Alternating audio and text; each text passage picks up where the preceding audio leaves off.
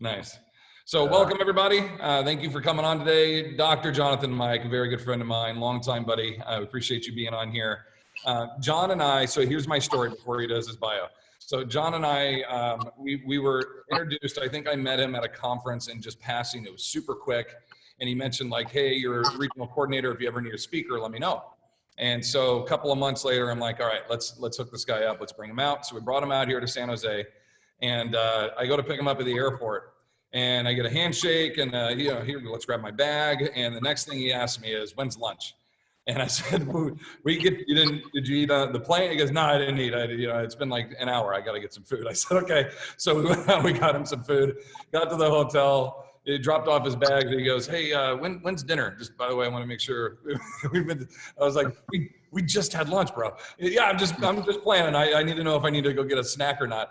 And I'm like, oh my God. So I'm like, okay, we'll do dinner in 3 hours. I don't know. So you go off to get a snack, come back, I get you for dinner. The next, is there anything else here around here that we can go? I'm like, geez. So next morning, he does a great presentation. As soon as he's done, hey bro, when's lunch? So we hear about this burrito place. And this burrito place, it's like a 5-pound burrito, and they literally sell it in a box. It came in like a shoebox. They do the burrito and then they wrap it in this cardboard box. So yeah, it was down the street from the school. University, yeah. We were at San Jose State. So he gets one, eats the entire burrito, comes back, does a second presentation, and then asks to go back to get another one. And I was just, I could not believe. I was like, and now you were, to give you credit, you were in the midst of training. You had your strongman, going on. You need to keep your size, but I was just like, man, this is such a good experience because I could only eat like half of one. And I think you had 2 24 hours. That was legit, man. I was really impressed. That's awesome. So there's all the smart things I could say about you, and it's about your appetite that I introduced you with. But I appreciate you coming on, bud.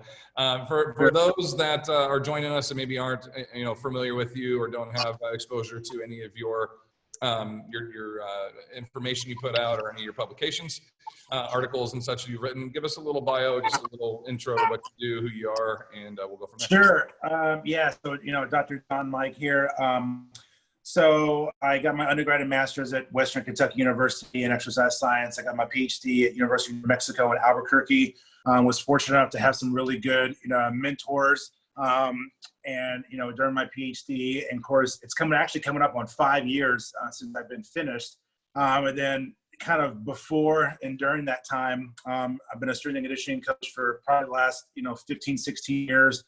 I coached at 2 Division I schools, baseball, softball, track, and swimming, WKU. And then I was at U of L for about a year. That was actually before I started my PhD. And then I was one of the top writers for Muscle Mag for 2 years. Nice. And then one of the top writers for EliteFTS.com for like 4 years. And then, since that time, my doctorate, I've been assistant and visiting professor. I was at Lindenwood for 2 years in St. Louis. And then I was at Southern Mississippi for a visiting position. And now I've been out here at Grand Canyon University here in Phoenix, coming up on 2 years. So, time flies. And I've written 10 book chapters on sport nutrition and strength and conditioning. Been pretty involved with NSCA for a number of years, served on, a few of their committees, been published in all their journals, multiple times, personal trainer, special interest group. I think I've talked at about almost 20, between 16 and 20 of their conferences over the last 7, 8 years. Nice. So it's been really good. And I've also spoken at many other, organizations, and I got some internationals coming up, in the fall, which is one of my goals, from last year. And then, I launched a website, last year, which is good, and kind of doing more private sector things, these days. And, I love it. I mean, I love having a very vast and deep network of colleagues and friends, from all walks of life. I think it's important to really, have that, as far as a career. And, I've been in all the magazines, Wall Street Journal and many others, over the last several years, and just recently did a couple. And then currently, I'm trying to work on a book project for a major book publishing company. And then hopefully that'll, be a big project within the next, year and a half to 2 years. So I got some other cool things, coming, but that's kind of like a brief, broad background of myself. So yeah, it's awesome to be on with you. Yeah, dude. I mean, you know, when we get the chance, I think a lot of people are like, "Oh, he's gonna have this guy, and I don't know much about him." And you go through that, and you talk about all the things you've gone through, all the research you've done, the publications, the presentations. You know, it's fantastic to have you be able to get on here and just give away some information for us. So we really Oh appreciate yeah. it. Couple of questions about your bio. So Grand Canyon, this is in person and online, right? Because a lot of So people do like their actually, masters online, right? so yeah, I mean, GCU have a big online presence. I actually teach at the on-ground like university. So like on campus, there's a little over like maybe around 22,000 students on ground. So it's actually like a pretty good big D1 school, even though they have a big like online presence. It's kind of like ASU, you know, just a different, you know, university. It's on the west side, and we actually have a pretty good undergraduate exercise science, you know, program. We have lectures and labs, and we have about a 2,500 square foot or 2,000 square foot like resistance training lab. You know, as pretty much all the basic stuff. We don't have a lot of hardcore like strength equipment. We have racks and dumbbells and some light kettlebells. We don't have like a gym aware, like a Tendo unit, something that can actually like provide, you know, decent amounts of info for force production or whatever. And we have like, you know, our XFIZ lab, you know, we have, you know, bod pod and skin folds and all that stuff in a Met cart. So, you know, it gets the job done. And so this semester I'm teaching 3 classes, which is actually the first time in over about 5 years that I've taught just 3 classes. And, you know, 4 is a lot. I've typically taught 4, but 3's been good, and it's allowed me to do some other stuff, you know, outside the university. Yeah, I can think of probably 8 or 10 colleagues that are, you know, either doing their master's or their doctorate online with Grand Canyon. So I know it's a very that, and I think Rocky Mountain are like the 2 kind of big popular ones out there, right? So yeah, that's great. Yeah. So with your NSCA stuff, you and I, you know, we were on the SIG for the personal trainers special interest group for a while.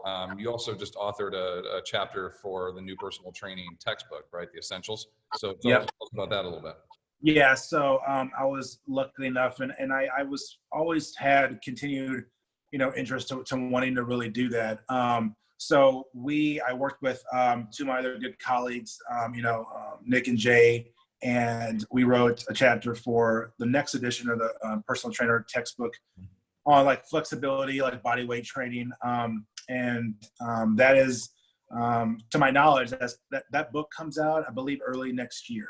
Yeah, I think like March, right? 2021. Yeah, something like that. So it was a lot of work, but you know, it's exciting, and I look forward to kind of seeing out. And I know you know, you had a chapter as well. I had 2, which when you talk about a lot of work, yeah, we had one. We had the Chat Williams and I got to do the client consultation initial assessment, that one. So that was basically just reviewing all the content, updating. But Mark Nutting and I created a whole new one for business. And you're right, bro, it's a lot of work. To all the authors and people out there that you guys, you know, it's so much more work than people think. So I just like reading the stuff. I don't like doing all the binds. This was a lot of work for me. So hats off to you for that, brother. Yeah, that it was a several month, like, you know, process, kind of going back and forth, especially like with the edits. And there was some sections that, you know, we updated. You know, but yeah, I mean, I really like to see one thing about, of course, the chapter that you wrote is the business stuff, to my knowledge. And I think this is a new thing.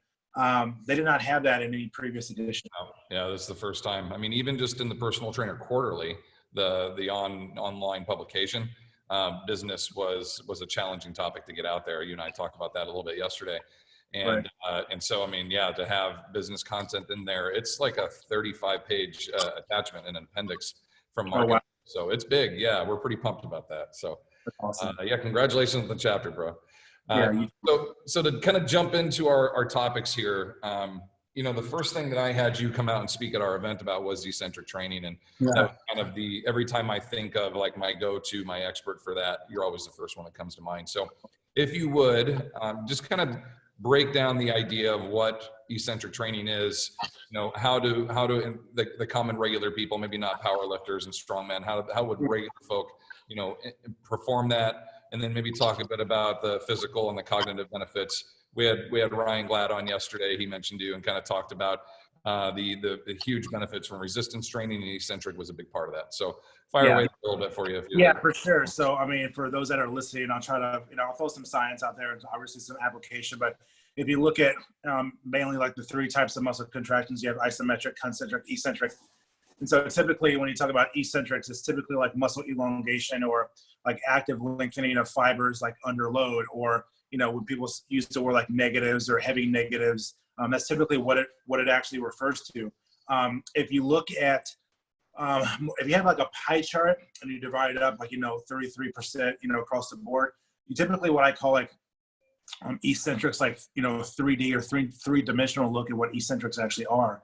And typically like one area is more like the strength and conditioning perspective. And this is where you get in like aspects of strength and hypertrophy, velocity, you know, power, you know, time under tension, the utilization of various like eccentric training techniques, landing mechanics, and injury prevention. So that's one area. And then you actually have another dimension, which is more like movement. And this is where there's a lot of really good application to like older adults and the elderly population. So like motor control, you know, deceleration. One of the things about, you know, the elderly population, which obviously, you know, you have great expertise with, is that they're at high risk for like falls and fractures. And one of the reasons why that actually occurs is there's a multitude of reasons, but typically it has to do with a lack of eccentric control and lack of deceleration. So where you have a lack of eccentric control, you have a lack of deceleration. Where you have a lack of deceleration, you have a lack of strength, your inability to eccentrically absorb force, which is going to negatively impact one's stability, which is through like walking or through frontal plane motion or even through transverse plane movements. So that's kind of like, you know, the second, you know, portion of the 3D. And the last one, which doesn't get talked about as much, which is more like the clinical side, the rehab side. So this is where you get into like ACL, you know, reconstruction, tendinopathies, wonderful benefits for the elderly population, like osteopenia, sarcopenia. So there's been a lot of positive benefits with those types of populations, particularly, you know, with the sarcopenic individuals because of age-related muscle loss. And we know through, you know, heavy science that people lose a higher percentage of type 2 fibers, you know, when they age. So doing a lot of eccentric activity and actually loading them not only preserves concentric and eccentric strength, but it decreases their risk factors for, you know, other things as well. So they can maintain aspects of like strength, you know, or power or whatever it is. So that's typically what more of like the three-dimensional outlook is with eccentric training. And of course, every time that and most people actually do eccentrics more by default, but you can also do it purposely. So whenever you have like downhill walking, downhill skiing, you know, jumping, you know, shooting, you know, high jumping, drop jumps, depth jumps, sprinting, excuse me, they all involve some aspect of eccentric, you know, movement from a force production perspective and all the way through various, you know, mechanistic, you know, perspectives. And so actually some really unique features of eccentrics that most people actually don't really know about. So we'll try to break them down here in a simple format that I'm sure everybody can understand. So some features is like, you know, it's high force. So you can produce a lot more high force than you can with, you know, concentrics. Based on the science, you typically get a higher amount of satellite cell activity. So those that are not familiar, satellite cell activity are essentially cells that kind of sit dormant in and around like the outside layer of the muscle fiber. And they're responsible for cell repair and regeneration upon damaged tissue. So the reason physiologically why people continue to have aspects of muscle hypertrophy is because satellite cell activation is typically present and kind of goes to work during periods of muscle damage. You typically have a little bit more greater anabolic signaling. And one of the unique features is that of eccentrics, which you actually don't get with the other two types of, you know, contractions is low fatigue, and then low perceived exertion, and then low cardiovascular demand. And so those are actually really unique features because you can typically train at higher volume without the onset or accumulation of fatigue. So that's one really good strategy. However, you need to keep in mind that one of the big caveats with eccentrics is obviously like muscle damage, and there's so much individual variability of how people respond to training. You know, you and I could do the exact same workout. You know, one person will be really sore, and the other person, you know, may not be sore. And there's other factors involved with that, but typically because you have lower perceived exertion and lower demand, it creates a pretty good environment and strategy for those to continue to facilitate like increases in strength and hypertrophy. The other aspect, which you brought up, is more of on the neural side, the neural component. And typically, if it's just more eccentrics, you usually have like a reduced central nervous system activation, right? So if you have a reduced central nervous system activation, you're not as amped up, you're not as excited. You don't get the increases in the bigger increases in hormonal response like you do with other types of training. Depending on the type of exercise that you're doing and the load, sometimes you can get fewer motor unit recruitment patterns. Now that's contingent upon, again, the type of exercise that you're doing and the actual like load. Like you just can't walk into a gym and pick up some 25s and do eccentrics for 3 to 5 seconds. Like, oh yeah, I'm swole, I'm gonna get huge. Like you have to utilize progressive overload, right? Just like with concentrics, but you have to do it with eccentrics, but you just have to load more. And one interesting aspect about the neural component is that you typically get what's called like greater cortical excitability. And let me explain for a second what that actually really means. Yeah, because he was talking about that, I'm sure. You typically have greater activation of like the motor cortex in the brain, which is something that you don't really get as much from concentric or even like isometric types of activity. So with eccentric motions and contractions, it kind of acts as like a compensatory strategy to account for inhibition, like at the spinal level. So to kind of like make it more simple, the reason why you have greater cortical excitability within the motor cortex with eccentric actions, that actually explains why traditional like concentric driven rehab programs are not very successful at restoring like neuromuscular control for like a variety of like clinical or elderly patients. Nice. Well, I want to talk about that a little bit more, but a couple of things I just wanted to write down some reminders here. You started off by talking about eccentric training for deceleration and actions and movements that we do. A story that I tell during my course is that I was working with a client who was an acquaintance of mine, but wasn't a current client yet. And I was trying to recruit her for resistance. I could tell that her body was not performing that. She just did cardio all the time. And Right. She tripped on a curb in the parking lot, didn't even fall, but broke her ankle from trying to decelerate the step. She caught her toe, threw her foot out like a kickstand to brace her fall. And the impact that from just rescuing the fall snapped her ankle. And Wow. 2 weeks later, she was in the gym with the brace on, asking me for a resistance program. And the doc said, your bones are super brittle, and that the force of impact that you had just from trying to decelerate your body caused this break. So when you talk about that deceleration, not only just in the action of what we're doing in the lift, but in the action of how we apply that to life, I would love to maybe just use like rack pulls as an example. How you would say like, okay, here's how do we set up and the times and tempos that we would do some eccentric components. Could you kind of run me through like a little mock setup of how we would do that with a client? Yeah, I mean, essentially you can actually do eccentrics with pretty much any exercise out there, even if it's body weight, low, moderate, or high load. So typically if you're doing like in your example with your specific populations, if you're doing rack pulls, and that could be like with dumbbells or like RDLs, or just at knee level, or even with the barbell. Typically, if you're going to do eccentrics, you would do, if you don't have a spotter, you would do the concentric, motion at a normal, 1 or 2 second tempo. And then actually focus on the eccentric for like anywhere from like 3 to 5 seconds. That's typically where the sweet spot is for most individuals, is like 3 to 5 seconds. You can kind of maneuver up to 6 seconds, because I know with the research that I've done, 6 seconds is effective if you just want to increase just pure max strength and you don't really care about like hypertrophy, as much. If all you care about is just pure like 1 RM, then you can do 6 seconds, 2, 4, or 6 seconds. But typically, if you want to get more of a transfer to power and velocity, typically like in 2 at the minimum, but 3 to 5 is typically the sweet spot.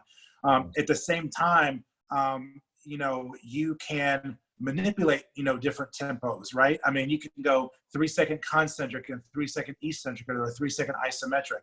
I've done that many times, and it's when you start kind of, I call it, you're like this, I call it contraction stacking. It's like you do like a 3-second concentric, 3-second eccentric, 3-second isometric. So now you're almost like tripling, the time under tension with each of those types of contractions. If you've never done that before, I would highly recommend that you start with one and then progress. I did that one time when I stacked. I was just doing like seated calf raises. I would hold 3 seconds at the top, a 3-second concentric, and then a 3-second isometric, and just calves. I think I only did like 2 or 3 plates, but my calves were sore for 5 days. So when you kind of contract and stack, that's when you start loading not only more neuromuscularly, but you kind of stack like the time under tension. So it's not just do the eccentric, but you can also stack the other types of muscle contractions as well. And so you just have to use basic, the same progressive overload, principles as you would, anything else. And you can do that like with dumbbells, barbells, med balls, single arm, single leg exercises. There's like the combinations, I think, are pretty endless if you get enough, creative with it. Especially now, this is one of my favorite things about you is as following you with Instagram and such, your creativity for what we've been doing the last 5 weeks, using water jugs and cases of water and different things from the house. But also, like, we are going to return to the gym someday and be able to do these things with our clients. But having that creative component in there, eccentric training produces just a massive, an opportunity to make people very sore. So absolutely. Kind of migrate that into your training slowly. But the time under tension, those 3x3x3s, those types of lifts, this might be more anecdotal on my end, but I found it that I'll overquote my clients because I know when they're going to get tired. It's, I'll be asking for 4, but it really ends up being like 2.5, maybe 3. So I'll kind of overquote them a little bit and be like, yeah, I want, 4x4x4, and it'll end up being 2.5, 3, somewhere in there. But holding those tensions and the resistances with self anchors, with bands, one thing I learned from John Russin, I really like the heavier load to top band and to allow the load to get a little lighter. So the client, as they get to a more, vulnerable position, say with the rack pull, the tension's actually getting a little lighter, but they could work a little bit deeper range, and then still benefit from the greater load at the top on that isometric hold. Yeah. I mean, it's like reverse band training. Yeah. That's something. Yeah. That's another thing that I can tell you that is, is extremely effective, in the strength and conditioning and the application sector. But it's not very well like research. I mean, don't get me wrong. There's actually a lot of research on like bands and chains on accommodating resistance, but not really looking at the eccentric transfer and or carryover from those. And that's one benefit about in bands and chains. Obviously, have benefits. I like chains better because they're easier to set up and they're easier to quantify, versus the bands. And you're guessing 40 to 60 pounds, but your change, exactly. It's an extra 70 pounds or whatever it is, right? Yeah, exactly. I mean, so with the bands, I mean, if you're doing like reverse, I mean, you could stack it up more weight, so it deloads on the eccentric and focuses your efforts more on the concentric. But you can also do the reverse. So there's pro and con with it. But you can still utilize bands and chains that are not hooked up to like a barbell. You know what I mean? And you can do chain presses like I've done that. You just hook up a handle attachment, when you go. So I don't think I would classify that as accommodating resistance. It's more like a variable, resistance. But yeah, I mean, it's very effective. You have an unstable load there as well. That I remember seeing you did something where you were holding a chain or something, and then someone else was patting your arms and smack, and you were trying to stabilize it, right? Yeah. So it's like oscillating training. Yeah. There you go. Thank you. I knew you had. Yeah, and you can do that if somebody just does something similar like a bird dog. You can just kind of tap their front shoulder or their back leg, and so it creates an external instability environment with that individual. Of course, that has proprioceptive qualities and all that. So yeah, I mean there's a lot of creativity to utilize with eccentrics. And it has gained more popularity over the last like 3 to 4 years, than it ever has. And it's funny because like when I first started looking into this topic, I was like, with my dissertation, I was like, I don't really know. I mean, but then it's like, as you got more into it and as I've seen the science progress, like it's just, there's so many things about it that, are very effective and have a large transfer to like well-enabled body populations of all types. So you alluded to this earlier, and you talked about a bit like the higher recruitment of using more muscle activation.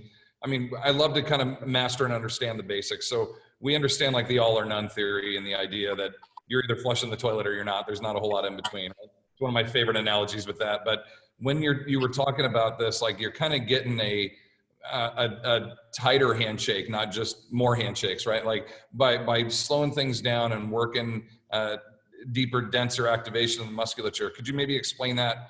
It's something that I want to be able to benefit and explain it to my clients. And why are we doing 3x3x3s? What is this time under tension? Maybe just take us into that a little bit, if you don't mind. Yeah. So essentially, I mean, kind of go back to what you just said, like, with all or none principle, typically in most training situations, when you talk about like, muscle fiber recruitment patterns, you typically recruit from like, slow twitch, to fog fibers or fast oxidative like glycolytic. And as the load gets heavier, you recruit a larger percentage of like type 2 fibers, the ones that are responsible for higher load and higher force, higher speed.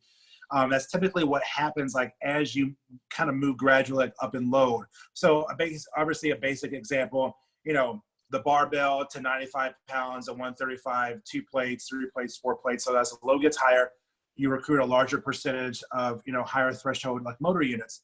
And we've known that for like several decades, like that's nothing new. However, what people I think is really good to understand is that as the load gets higher, time under tension can increase, right? It depends on if you're incorporating an eccentric component to that. So just like people overload the concentric, you actually need to overload the eccentric as well. So most people just overload the concentric and they keep the eccentric load the same. Well, if I want to increase eccentric strength, then instead of taking the 25s and doing 3 to 5 second, eccentric contractions, I have to do that with the 25 and then the 35 next set and then the 45 the next set, right? So there has to be progressive overload with the eccentric, not just the concentric. So that's pretty, kind of self-explanatory. The other thing that is important to really recognize is that you actually have the kind of the reversal of the size principle when you do like eccentric, training. So for example, if you just like, I guess we can refer to as like aspects of like, superhuman strength. So like if somebody, if you had to drag somebody out of a room or whatever, like you don't have time to freaking like warm up, and do some mobility work. Like you got to pick the person up. It's like firefighters where you got to pick the person up, drag them. So because of that quick time, aspect, you actually have a reversal of size principle. So you typically recruit more higher threshold motor units first, which exhibits a better eccentric activity and involvement. Now there is some controversy with that. That's not an overall, indisputable, unequivocal, component. So there is some controversy with that, but it's typically contingent again, like on the load. How the load is actually like, manifested, if it's, an angle or whatever it is. But typically you get reversal of the size principle during heavier loading, if you have to do heavier loading at first. Okay. Does that make sense? Yeah. And then the second one is when you do activities that are extremely fast in nature. So you take somebody like your world-class sprinters, like, like the Usain Bolts of the world. I mean, your body in terms of like physiological, like action potential generation, actually contracting, the muscle, it doesn't have time to recruit, slow to moderate to fast. You have to go really fast, really quick. So those are kind of like more like the exceptions of like, size principles, utilizing the reversal of that during super heavy eccentric loading, and even during periods of fast, explosive, types of movements. So, certain populations don't always really have to do that. I mean, you're not really going to have super high velocity movements like with the elderly population, but you can certainly do it with heavier loading with eccentrics over time. So there is a benefit to that. I'm just providing some more or less the exceptions of what happens during heavier loading. Understood. So I guess a follow-up to that would be, if you are lifting a load, let's say we're trying to incorporate time under tension of a 3x3x3, but the load that we're lifting is actually requiring that amount of time to lift it. So basically, I'm no longer doing it on purpose. I'm trying to move it as quick as I can, but it's resulting in 3 seconds. Am I still getting the same target result that I'm pursuing, or is that give me like an example, like maybe a load. Let's say I'm trying to do a deadlift and I want to do a 3 second concentric up, a 3 second hold, and then the 3 second eccentric down, but it actually takes me 3 seconds to lift the bar up. Right? I'm not doing that on purpose. That's just how long, because I basically overloaded it to that point, or that's how long it takes me. My intention was, I wanted to hit this number. I wanted to target my time under tension, but I've now overloaded the bar to where it's happened as a result. You know what I mean? I'm wondering if there's a difference in response of what we're actually training for. Have I now missed my time under tension, or? I don't think that you missed your time under tension. I think that time under that specific aspect of TUT is going to be accumulated over the subsequent sets, right? Okay.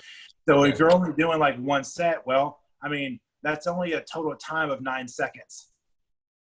So if you're doing it by 4 sets, well, that's a total time. I mean, technically or numerically, it's 36 seconds, but in reality, it's more like 40 to 45 seconds over the total time of like 4 sets. Well, you add that up like twice a week and, and over time or several weeks, like now you have a really good environment to respond, to both concentric or eccentric, right? But you can, like I said earlier, you can manipulate it. If it's 3 seconds up, maybe go 5 seconds down, okay? So to really emphasize more on the eccentric side. Does that make sense? Gotcha, absolutely. Yeah, I selfishly, there's a part of these interviews that I like to do these because I want to learn this stuff too. I'm not expert in any of the stuff. I try to take pieces of all this, so it's actually a great opportunity for me to kind of pick your brain too. And with this environment, it's one of my favorite responses when people go, "You work with older adults," and then they see our gym and they're like, "Where are the machines and the chairs?" And we got all our people in here doing rack pulls and hexes, and it's like I want to take this best practice. So I want the good stuff, right? And how can I benefit that to my folks here? That's where I'm kind of coming from. And the majority of our followers are people that are our Instagram and whatnot that are trying to learn from us. At least from my end, and the ones that are on here with us, we're targeting older populations and trying to kind of reap that benefit there. I think the time under tension has been one of the most beneficial components for our clients. And, we have these 5 components I like to address in every workout: a hinge, a row, a split, an overhead action, and a carry. And the time under tension can actually kind of implement and have major effects into our carries. So can you kind of talk about that, the transition of the benefit? I know you talked about the cognitive component to it, but I like to look at everything as like a application to life. With each of these things that we're doing, how is this going to kind of apply back to functional movement patterns, daily life activities for us? Yeah, it kind of goes back to the 3D applications that I talked about at the beginning of this, when you have the strength conditioning aspect, the motor control, and the clinical. And if I didn't say it, I'll say it now. All those different 3 components, they're not mutually exclusive. They have a tremendous amount of carryover to all of those, right? So if you're somebody that's working with older adults, well, if you're a stroke or COPD patient or sarcopenic patient, elderly, and you had risk of falls, I mean, when you focus on the eccentric stuff, well, that carries over to more of the strength and conditioning category of strength, hypertrophy, and they have a motor control. So you increase eccentric control. You also, can stabilize better and decelerate at a better rate, granted that you incorporate those types of maneuvers. So by focusing on just like one aspect, people are really missing the big picture, right? And so everything you do has carryover if you either believe in it and you make it have like carryover. As an example, some people have issues increasing like their pull-up, their pull-up strength, so they do all this back work, they don't have any type of, physical limitations or, facilitation or inhibition of like, musculature. But they've never incorporated like eccentrics like at all. Everything is concentric, based. But then they do it and they get like really sore. And, obviously that soreness can kind of, wear down, over time. But just by simply focusing on that separate contraction type, you're able to really tap into a lot of, gains that you never really experienced before, which lends over to the transfer, the application side. So like if you do pull-ups, like twice a week, and let's just say you do like, just keep it simple, like, 10 reps, maybe the last 4 reps. So reps 6 through 10 is, 2 to 3 second eccentric based. And you do that twice a week. Well, when you go back to the normal tempo exercise, you'll find that eccentric component carries over tremendously to the concentric, activity. So that's typically, I want to emphasize, that's something people just don't really get and understand, and they need to be able to really implement that in more programming. If you're a coach out there, the last thing that I would do is focus on eccentrics during the in season. You want to focus more on off season, or maybe even a little bit preseason, because the last thing you want to do in season for athletes is to make them sore and have them have a greater amount of time for recovery. Like, you don't have time for that. It's all about velocity and concentric speed and power output. So you really need to limit the eccentric involvement. So how much emphasis to put on the eccentric stuff is granted towards what your principles, of training are, variables of training, and what's the extent of your actual, population. So it's not a one size fits all approach, but there's a lot of carryover and overlap as well. Love it. Yeah. And that's, we're looking at training people twice a week for an hour. If we get that chance, we want to have as multifaceted approach and address as many things, as many benefits as possible. And I just see a huge plus to all, adding this into every programming component as we can. You kind of talked about seasons with that. We're working with older adults, regular folks. This is kind of a regular training routine. We're pretty lucky when we talk about cycles of training, if we can get 12 weeks in a row without a vacation or something that kind of comes in and creates these seasons for us naturally. When we're talking about general practitioners, how often would you, incorporate eccentric training? We know that they're going to have, some longer recovery needs afterwards. So kind of take us into that a little bit with some basic programming. Yeah, basic programming. If you've never done it before, I would start it twice a week. You can kind of spread it out. Like, let's just say if you train like 4 days a week, if it's Monday, Tuesday, if it's Monday, Thursday, lower body, or Tuesday, Friday, upper body, or however you have it. Twice a week. In my experience and from the science, you are not going to see, let me say this kind of slow, depends on the person and obviously the population and your current baseline level of strength. You are more likely to see carryover with eccentrics to concentric movement if you continue to overload the eccentric, okay, and keep the concentric relatively the same. And so if you're just doing, bicep curls and you keep the load the same, that's fine. You can focus on the eccentric 3 to 5 seconds. But if you want a greater transfer to loading over time in both types of conditions, like contractions, con and E, you actually have to overload almost simultaneously, or at least in parallel, relatively speaking, both concentric and eccentric. So for example, if you want to, dumbbell bench press, 80 pounds, or whatever it is. And if you're only using 40s or 50s, well, take the 50s and just do, heavier eccentrics for 3 to 5 seconds. Have somebody help you on the subsequent concentric rep. The next week, do the 60s eccentric, but then keep the concentric maybe 50s. So what you'll find on the front is that you're loading more concentrically here. At the same time, you're moving up in weight concentrically. Okay, so even though they may seem like a big gap at first, you're kind of closing and bridging the gap over the course of several weeks or months. Does that make sense? Gotcha. I love that. Yeah, that's awesome. Yeah. So it was one of my next questions is if you are, bench press is a great example because that's kind of one of the ones that we all look at is, I can only bench 200 pounds, but I'll put 225 on there. I'll do a 5-second eccentric and then have you help me up with it. Right. The benefit I'm going to get from that versus using 185 weight that I can handle and do myself, but doing the same tempos and such, with us working with older pops, we're not going to have opportunities to help them on the concentrics and all that. Majority of the time, they're just going to work on these time under tensions, these eccentric components with low that they can handle in both ways. So right. We're going to see really good benefit from doing that, right? And basically applying that strategy, even if it's not an overload on the concentric component. Yes. No.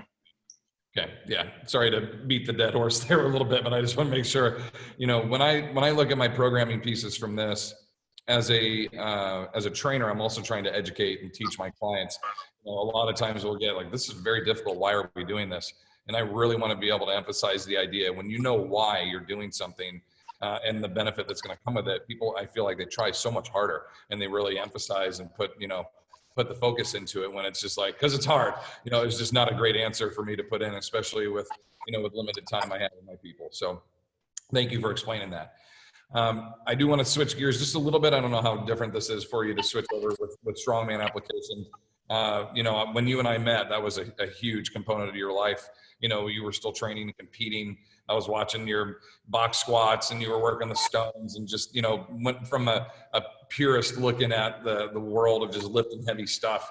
That's always been something that's attractive to me. And I look at those same strategies and the philosophies, the ranges of motion, the coordination, the quickness, the speeds, the transfers of weights, the transitions of weights.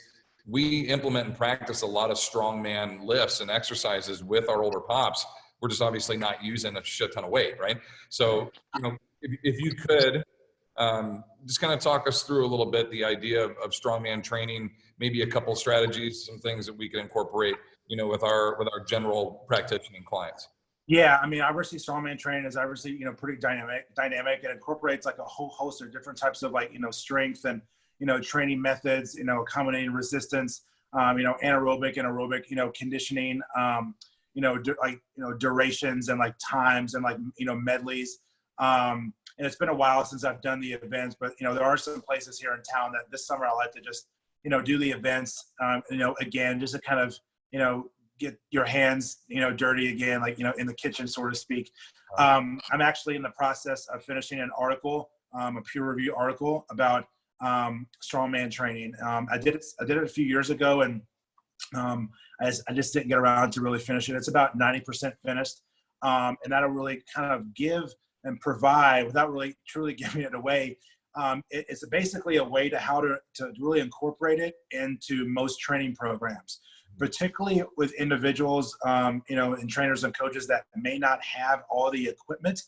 For example, if you don't have access to 200+ pound concrete Atlas stone, well, maybe you have access to a 50-pound medicine ball, and you can set up a barbell, you can pick up the medicine ball and, throw it, over the bar and do that, for time, a minute, sets of 45 seconds. So it's a way to actually get, metabolic and anaerobic conditioning, and get some, reps in, expend some calories, without the load being tremendous. So it's a little bit more realistic.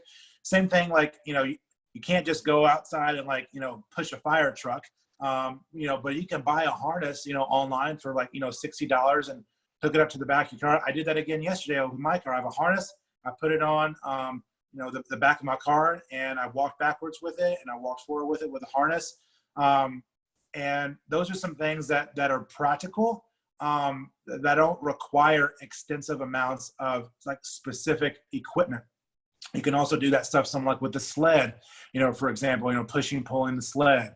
If you don't have big, massive circus dumbbells, well, you can pick up a dumbbell and just do regular push presses with it. So there's variations and modifications that you can use to best kind of suit specific clients. and it's gotten a lot more popular in terms of the research in the last few years. And so I definitely would like to finish that and submit that. I would say within the next month and a half. At one point, you and I actually worked on an outline of true strongman actions, and then how Yeah. with older pops. Maybe we should revisit that. We should. That would actually be a good one to do for older pops, elderly individuals. So that's a great idea. It's so applicable to what we're doing in here. You talk about these guys are pulling airplanes and trains and such, and it's like we have a 35-pound sled that we can hook up with a belt on it and we pull through the gym. It's the same health benefit and the action just tapered to who we have. And it's in its truest form, strength and conditioning. You know what I mean? As coaches, a lot of people think you have to do strength in the weight room and then you head outside and you do your agilities and your sprints and there's conditioning. Where the medleys and such, it is the combo of both. I mean, it's a very true style of training. It's very athletic. And yeah, it is. It's very dynamic. And that's why it's always on TV. And I mean, I love powerlifting and, obviously the conjugate training method, but if you're just comparing dynamics of the two sports, powerlifting is not very dynamic, versus strongman. It doesn't mean one's great, and one's bad.